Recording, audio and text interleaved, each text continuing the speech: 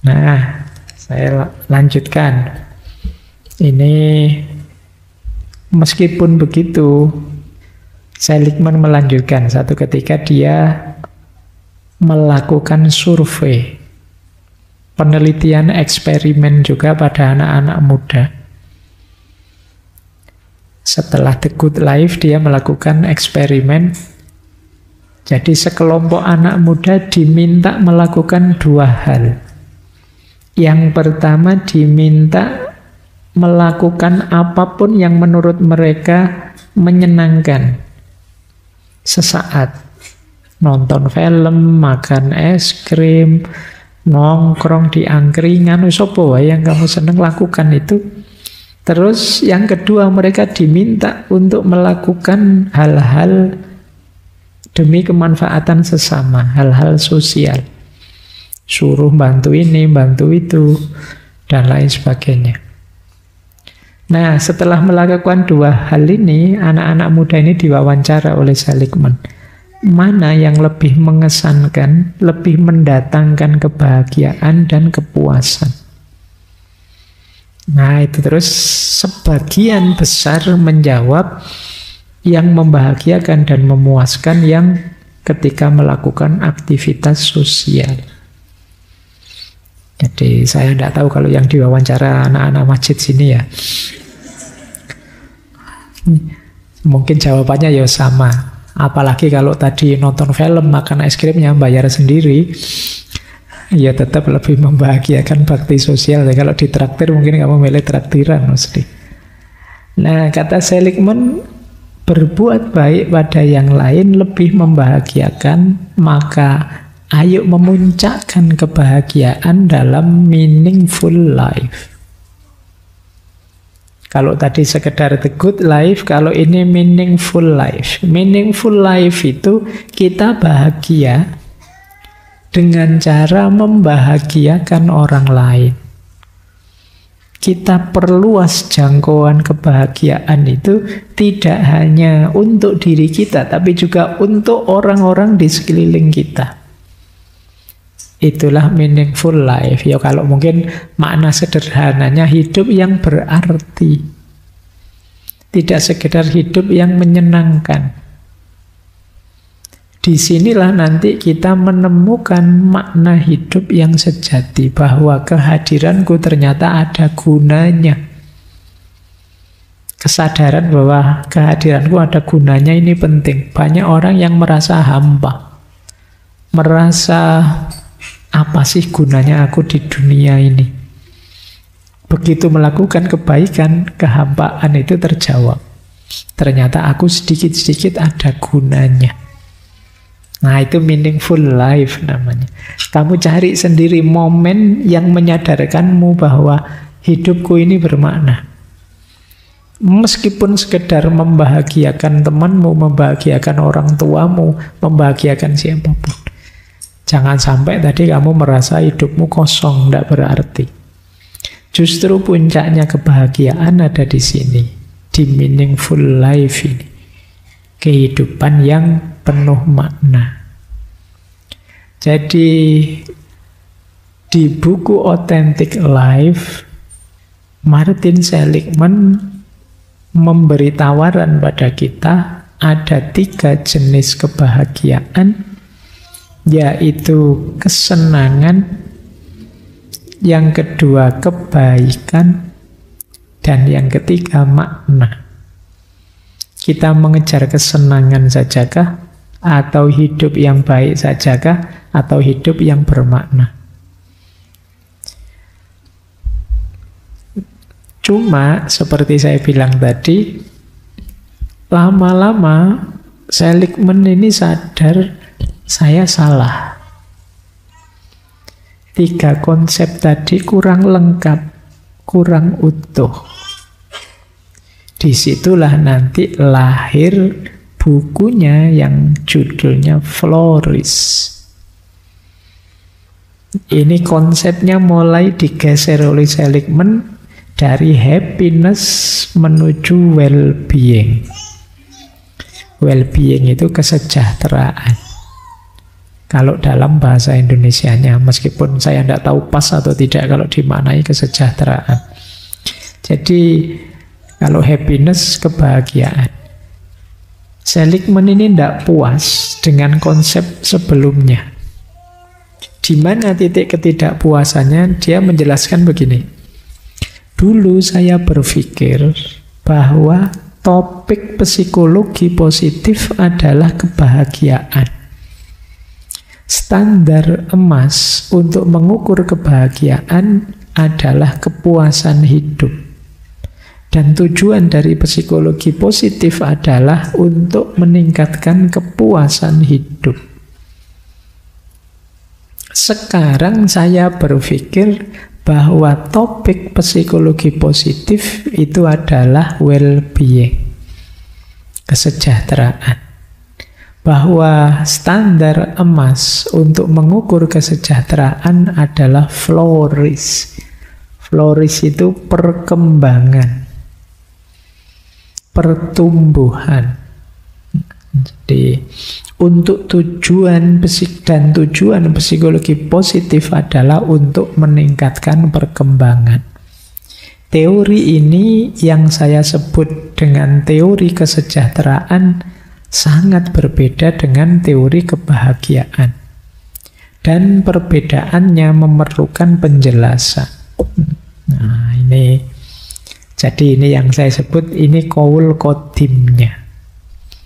Pandangannya Seligman tentang kebahagiaan gaya baru yang beliau sebut well-being dengan titik tekan pada flourish.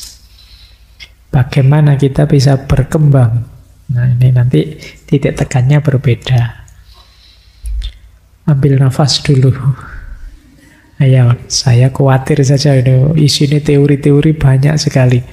Kalau terlalu banyak itu biasanya ya komentarmu ala pak ya. Enak kalau diceritakan saja, menjalankannya itu kamu kan mesti begitu. Makanya kasih jeda sebentar biar kamu bisa mengambil jarak dengan yang tadi ya. Tadi dimulai dari optimisme, pesimisme, kemudian 3 jenis kebahagiaan. Dan yang terakhir malam hari ini kita akan belajar tentang flourish, tentang well-being, kesejahteraan. Yuk kita mulai. Inilah rumusnya well-being.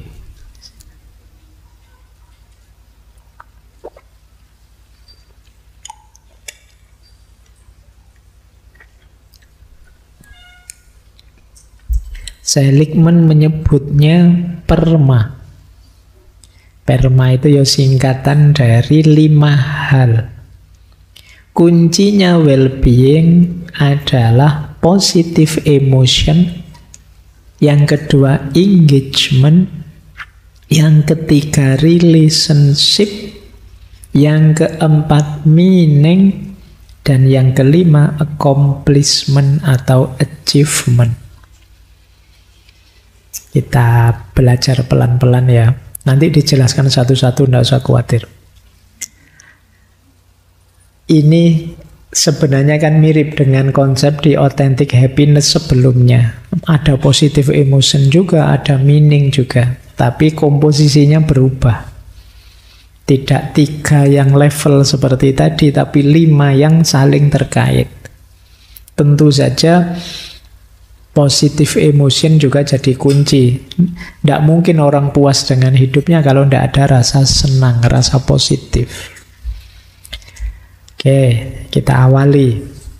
Yang pertama, positive emotion atau emosi positif. Emosi positif ini indikator utamanya. Orang yang well-being, yang sudah sejahtera, nyaman dengan hidupnya, emosinya pasti positif. Kalau emosinya masih negatif, masih jengkel, masih marah, masih kecewa, dan lain sebagainya, ya berarti belum well-being. Emosi positif nanti jadi kunci. Orang yang emosinya positif itu kemungkinan dirinya sehat secara jasmani dan rohani lebih besar. Kalau orang isinya stres, terus depresi, terus negatif, terus isi pikirannya, ya gampang sakit lahir dan batin. Maka emosi positif jadi kunci. Carilah, ini tugas untuk teman-teman semua, cari momen-momen yang mendatangkan emosi positif. Jangan dekat-dekat dengan situasi toksik yang menghasilkan emosi negatif. Karena ini salah satu kuncinya untuk kita bisa bahagia dan sejahtera. Kalau di buku diberi contoh misalnya, untuk membangun emosi positif bisa kita lakukan misalnya menghabiskan waktu bersama orang yang kita sayangi. Pak, saya belum ada Pak yang disayangi Pak. Ya emangnya cuma pacar yang disayangi, kan ada orang tua, ada teman, ada sahabat. Ya kalau nembak ditolak ya kan masih bisa sahabatan aja. Jadi ya paling tidak kan masih bisa berbagi emosi positif. Nah, jadi ya cari, habiskan waktu sebanyak mungkin dengan orang yang kita sayangi, biasanya bisa membantu kita memunculkan emosi positif. Misalnya kayak teman-teman, tadi saya cerita tentang kelelahan batin. Mungkin kalau kamu sedang lelah sekali di Jogja ini, terus kamu pulang ke kampung ketemu orang tua, sanak kerabat yang kalian cintai, itu kan kayak ngecas lagi situasi batinmu, kamu segar lagi, emosi positifnya muncul lagi. Nah, maka bersyukurlah yang masih punya banyak orang-orang yang disayangi. Oke, meskipun yo jangan Pak, kok kamu gonta-ganti pacar banyak sekali, biar banyak emosi positifnya, ya jangan gitu. Itu namanya sakar PDW ya. Ya maksudnya orang tua, teman, sahabat, orang-orang baik. Makanya dulu kita pernah ngaji Tombok Ati, itu diantara obatnya hati adalah wong kang soleh kumpulono. Dekat dan berkumpullah dengan orang-orang soleh. Kenapa? Menghadirkan emosi yang positif. Kalau kalian dekat dengan orang-orang soleh, para ulama, para kiai, itu kan rasanya dekat mereka dingin, adem, emosinya positif. Kalau dekat kalian kan beda, jengkel, pengen itu bedanya. Maka habiskan waktu dengan orang yang kita sayangi. Atau yang kedua, lakukan hobi atau aktivitas kreatif yang kita sukai. Ya secukupnya, tapi ya jangan terus-terusan. Pak, saya hobinya main game, ya secukupnya. Untuk menghadirkan emosi positif saja. Wah, setelah main game sebentar saya seger lagi Pak. Ya sudah, ditinggal, sekarang aktivitas yang serius lagi. Jangan kok terus-terusan main game. Game yang memang membangkitkan semangat positif ya, jangan game yang saya tidak tahu ada tidak di sini yang kalau main game sambil teriak-teriak misuh-misuh. Banyak ya. Lah yo, sampai HP ini dewe dibanting-banting. Wong yo dirinya yang tidak mampu kok yang disalahkan HP-nya. Nah, jadi cari hobi, secukupnya saja. Kalau memang kita ini sudah lelah, emosi kita drop, kan penting kita membangkitkan emosi yang positif. Boleh juga, wong ini contoh ya, boleh misalnya mendengarkan musik. Ya musik yang menenangkan tentunya, membangkitkan emosi positif. Tapi ya monggo saja, itu kan selera masing-masing. Mungkin ada Pak, saya tenangnya itu kalau mendengarkan musik-musik koplo itu Pak, saya tentram. Ya monggo saja. Mungkin ada yang sukanya klasik. Monggo saja. Boleh. Jadi biar stabil lagi dari kelelahan tadi. Atau berkontemplasi, berefleksi. Kita memikirkan apa saja yang membuat kita bersyukur. Itu biasanya emosi positif muncul. Alhamdulillah ya, sampai semester 13 ini saya masih kerasa, masih ya, ternyata saya itu termasuk orang-orang yang gigih mencari ilmu. Yang lain sudah berguguran, saya masih belajar terus. Oke ya, sampai teman saya sudah jadi dosen, saya masih setia kuliah saja. Tidak apa-apa wis. Itu kan berpikir yang positif membuat kita bersyukur sehingga hadir emosi positif. Membuatmu jadi tenang. Jadi yang pertama ini ya caranya untuk berkembang, flourish. Kalau emosimu negatif terus, ya kalian tidak akan bahagia, tidak akan well-being, tidak akan sejahtera. Yang kedua, engagement. Engagement atau flow. Atau istilahnya seligman itu, engagement itu kita menyatu dengan ritme hidup, menyatu dengan musik. Jadi engagement itu kita melakukan aktivitas kebaikan apapun secara terlibat, kita hayati, kita fokus, kita rasakan. Engagement itu, kata Seligman, you go into flow when your highest strength are deployed to meet the highest challenge that come your way. Kita berhadapan dengan tantangan paling hebat dan kita menggunakan kekuatan kita paling maksimal sehingga melahirkan hidup yang produktif, yang kreatif. Itulah engagement, flow. Kita tidak takut menghadapi apapun tantangan zaman, kita bisa menghadapinya karena kekuatan kita yang 24 tadi hidup semua. Ini namanya orang yang bisa flow, bisa mengalir. Ini wacana ini berhubungan dengan mindfulness. Banyak di antara kita yang tidak bisa menikmati hidup, tidak bisa flow, tidak bisa mengalir. Tidak mampu terlibat. Jadi tidak menikmati aktivitasnya hari ke hari. Gimana caranya Pak biar kita bisa engage, biar kita bisa mengalir, bisa flow? Ini beberapa contoh juga. Karena ini salah satu syarat untuk kita bahagia juga. Yang pertama apa? Ayo berpartisipasi dalam aktivitas yang memang kita punya passion, kita sukai. Ini meningkatkan flow.